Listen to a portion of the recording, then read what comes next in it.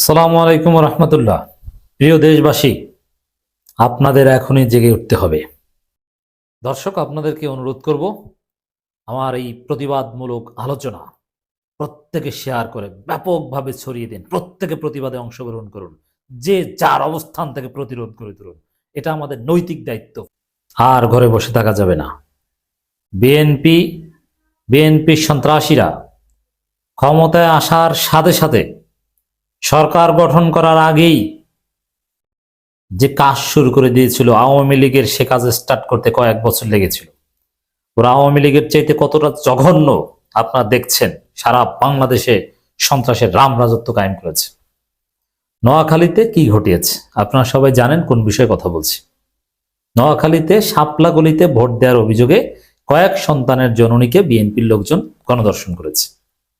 আপনি চিন্তা করেন, আপনি কি বাংলাদেশে আছেন না আইএমএ জাহিলিয়াতের যুগে আছেন? এই বিএনপি এটা কি বাংলাদেশ জাতীয়তাবাদী দল না বাংলাদেশ জাতীয়তাবাদী আইএমএ জাহিলিয়াত পার্টি? এই আধুনিক যুগে এই অসভ্য বর্বররা ক্ষমতা এসেছে। এরা আওয়ামী লীগের চাইতে কত নিকৃষ্ট জাস্ট ফিল করবেন। আওয়ামী লীগ ফিরে আসবে অনিবার্যভাবে বিএনপির কর্মকাণ্ডের কারণে। এখন এই পরিস্থিতিতে আসুন আমরা সবাই প্রতিবাদ করি, প্রতিবাদে সামিল হন। তারেক জিয়া কি আসলে দেশ চালাতে পারবে? Is it possible? এভাবে জাস্ট একটা শুরু, আরো দেশের বিভিন্ন জায়গা থেকে খবর আসছে এরকম গণধর্ষণের খবর, দাঁড়িপাল্লায় ভোট দেওয়ার অভিযোগে। এবং রাজশাহী বিশ্ববিদ্যালয়ের ছাত্রী পলাতক, তার মাকে এই হুমকি দেওয়া হয়েছে ভোগ করার। এবং বিভিন্ন জায়গায় নারীরা পলাতক। বিশেষ করে এই বিএনপি সন্ত্রাসীদের কাছে সবচেয়ে অনিরাপদ নারীরা। ভোটের আগেও এরা টার্গেট করেছিল নারীদের উপর ভয়ানক নিপীড়ন চালিয়েছিল। ভোটের পরে এখন চূড়ান্ত পর্যায়ে নিপীড়ন। আগে তো জাস্ট আক্রমণ করতো, মাথায় আঘাত করতো, কোপাতো, এখন সরাসরি ধর্ষণ করছে। এই হচ্ছে বিএনপি। চারদিকে প্রতিবাদ ছড়িয়ে পড়েছে। ঢাকা বিশ্ববিদ্যালয় শিবির ইনস্ট্যান্ট বিক্ষোভ মিছিল বের করেছে। এনসিপি বাংলা মোটর তাদের কার্যালয় থেকে বিক্ষোভ মিছিল বের করেছে। হ্যাঁ, জনতার প্রতিবাদে বাংলাদেশের দফারফা হবে। দেশ চালাতে তারেক পারলে পারবে, নইলে দরকার নেই। কোন অযোগ্য লোককে দেশ চালাতে দেওয়া হবে না। এখন কি মনে করেন এটা কারা করেছে? সিস্টেমটা দেখেন। প্রথম কথা হচ্ছে, অতি উৎসাহী কেউ যদি এটা করে থাকে তাহলে আইন ব্যবস্থা নিবে, এই তো। কিন্তু না, এটা রাষ্ট্রীয় মদদে বিএনপির পৃষ্ঠপোষকতায় দলীয় কাঠামোর মাধ্যমে এটা করা হচ্ছে। কিভাবে এটা একটু দেখাই, তাহলে বুঝবেন যেটা কি বিচ্ছিন্ন সন্ত্রাস, বিচ্ছিন্ন ধর্ষণ, না এটা বিএনপির অফিসিয়াল কাজ। কিভাবে? যেমন এই ঘটনা ঘটেছে নোয়াখালীতে। ভুক্তভোগী সুস্পষ্ট স্টেটমেন্ট দিয়েছে, ভিডিও স্টেটমেন্ট আছে, কিন্তু কোনো মিডিয়া রিপোর্ট করছে না। ইত্তেফাক রিপোর্ট করেছিল অভিযোগ, এই শিরোনাম দিয়ে, অভিযোগ। বিএনপি আকাম করলে অভিযোগ, আর আওয়ামী লীগ আকাম করলে তখনও ছিল অভিযোগ, আর বিএনপি করলে সেটা সরাসরি। কিন্তু কোনো মিডিয়া এই রিপোর্ট রাখতে পারেনি, ডিলিট করে ফেলেছে। অবশ্য চ্যানেল 24 এরকম আরো কয়েক জায়গায় আসছে, কিন্তু মিডিয়াগুলো ব্ল্যাক আউট করে দিচ্ছে। ভিডিও স্টেটমেন্ট আছে ভুক্তভোগীর, এটা নিয়ে সব মিডিয়া লেট নিউজ হওয়ার কথা, তোলপাড় সৃষ্টি হওয়ার কথা, কিন্তু মিডিয়া চুপ। এই মিডিয়া চুপ কেন? বিএনপি সেন্ট্রালি এই ঘটনা ধামাচাপা দেওয়ার চেষ্টা করেছে, কিন্তু পারবে না। আমরা তো আছি। এই তরুণ প্রজন্ম থাকতে, এই ছাত্র জনতা থাকতে তারেকের কোনো কারসাজিতে কাজ হবে না। ওইসব মিডিয়াকে জনগণ লাথি মারে, জুলাইতে দেখেছেন না? মেইন স্ট্রিম মিডিয়াগুলো একদম চুপ। অথচ এই নোয়াখালীতে যেটা ঘটেছে, এইটা নিয়ে আজকে সমস্ত টকশোর আলোচ্য বিষয় হওয়া উচিত এইটা, যে বিএনপি কি শুরু করেছে সারা বাংলাদেশে। আজকে তারেক রহমান সংবাদ সম্মেলন করেছে, দেখেন কোন দালাল সাংবাদিক একটাও প্রশ্ন করলো না সারা দেশে বিএনপির সন্ত্রাসীরা, জামাত, এনসিপির উপর ভয়ানক নির্যাতন চালাচ্ছে, নারীদের নির্যাতন করছে। কোন সুশীল কেউ কিছু বলছে না। দেখছেন আপনি কোন জাহিলিয়াতের মধ্যে এসে পড়েছেন? আমরা কথা বলবো, জীবনের ঝুঁকি নিয়ে কথা বলবো। জুলাইতে যেরকম কথা বলেছি এরকম কথা বলবো। জুলাই আর ফিরে আসতে দেওয়া যাবে না, অঙ্কুরেই খেয়ে দিতে হবে।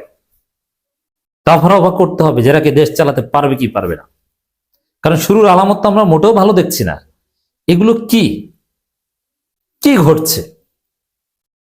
তো দর্শক, এরপর দেখেন মিডিয়াগুলো, বিএনপি তাদের অফিসিয়াল মেকানিজম ব্যবহার করে মিডিয়া থেকে এই খবর ব্ল্যাক আউট করে দিয়েছে। এর মানে বিএনপি অফিসিয়ালি এই ঘটনার সাথে জড়িত, তারা ধামাচাপা দিতেছে একদম আওয়ামী স্টাইলে, এবং পুরো প্রশাসনকে ম্যানেজ করে ফেলেছে।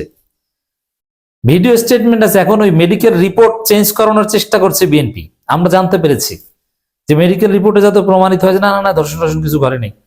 আবার বিএনপির ছাত্রীরা, ওরা সব ওই ধর্ষকের সাপোর্টার, ছাত্রদল নেতা নেত্রীরা, ওরা যে কতটা নিকৃষ্ট জঘন্য আমরা দেখছি। ওরা বলছে না না না এটা ব্যক্তিগত দ্বন্দ্ব, এটা সত্যতা পাওয়া যায়নি, অমুক তমুক গুজব। একদম সে আওয়ামী লীগের মতো সাদ্দামরা যা বলতো, ওবায়দুল কাদেররা যা বলতো, গুজব গুজব প্রচার, একদম সেটা, এবং প্রশাসনের মাধ্যমে ঘটনা ধামাচাপা দেয়া। দেখেন, আমি অবাক হইলাম যে ওসি, এসপি, ডিসি এইগুলো কতটা দলকানা হয়ে গেছে অলরেডি শপথ নেওয়ার আগেই। এরা বলছে যে না না না এগুলো গুজব, অতিরঞ্জিত। একটা অডিও শুনলাম, সম্ভবত ওসি বা যে কোনো পুলিশের ঊর্ধ্বতন কর্মকর্তা, না না এগুলো গুজব, এরকম কোনো ঘটনা ঘটেনি। অথচ এটা ঘটেছে 100% সত্য। যেহেতু এটা তোলপাড়, এই আধুনিক যুগে এটা ধামাচাপা দেওয়া যায় না, দেখবেন কি হয়। কিন্তু দালালি কত প্রকার কি কি দেখছেন তো। এখনো যদি এইটা করে, সামনে কি করবে এরা?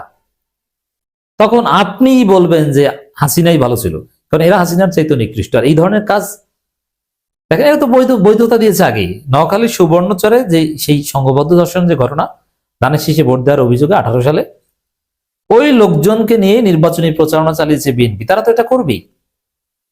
তখন ছিল ধানের শীষে ভোট দিছো কেন, এবার হচ্ছে ধানের শীষে ভোট দাও নাই কেন। এবং সেই পূর্ণিমা শীলকে দর্শনের ঘটনা আপনারা জানেন না, এটা তো বিএনপির হিস্ট্রি। দেখেন, এই নোয়াখালীর এইটা নিয়ে তোলপাড় সৃষ্টি হয়েছে, এরকম অভিযোগ কিন্তু সারা দেশ থেকে আরো আসছে। এবং এই ধরনের ঘটনা ঘটলে অনেকে কিন্তু প্রকাশ করতে চান না, ধামাচাপা দেন, কিন্তু এটা করছে। চুপ থাকবেন না, সারা বাংলাদেশে প্রতিবাদের ঝড় তুলতে হবে এবং ইউনূস সরকারকে জবাবদিহি করতে হবে।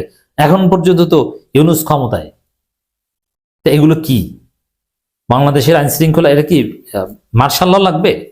মানুষ, নারীরা যে দেশে নিরাপত্তা না, কিসের গণতন্ত্র, কিসের নির্বাচন? যারা নিরাপত্তা দিতে পারবে তারা চালাক। এটা কি চলছে?